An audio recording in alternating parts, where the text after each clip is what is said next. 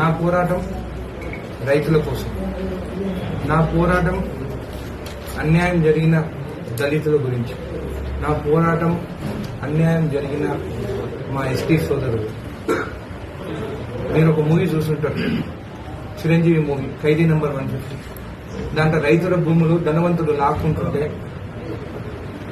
చిరంజీవి గారు కుట్రాడాలంటే ఆయన మీద తప్పుడు ఆరోపణలు చేసి జైలు పంపిస్తారు. ఇక్కడ కూడా అదే జరుగుతుంది. నేను కూడా మీ మీడియా వాళ్ళని ఒక్కటే కోరుకుంటున్నాను, మీ మీడియా అటెన్షన్ ఎక్కడ పోవాలో అక్కడికి వెళ్ళండి, రైతుల కోసం పోరాడండి. నేను కూడా ఆ మూవీలో ఎట్లయితే జరిగిందో, ఆయన ఆ రోజు వాటర్ ట్యాంక్ లో కూర్చొని మీడియా వస్తే అప్పుడు బయటికి ఆ ఇష్యూ అనేది బయటికి వచ్చింది. ఎందుకంటే కొంతమంది ధనవంతులు కావాలని మీడియాకి రాకుండా, అది కాకుండా మిమ్మల్ని కూడా కొంతమంది బెదిరిస్తారు.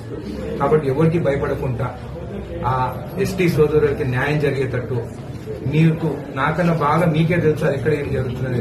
ఖచ్చితంగా మిమ్మల్ని అందరినీ ఒకటే కోరుకుంటున్నాను, వాళ్ళ కోసము, న్యాయం కోసము మీడియా వాళ్ళు వాళ్ళకి సపోర్ట్ చేయండి.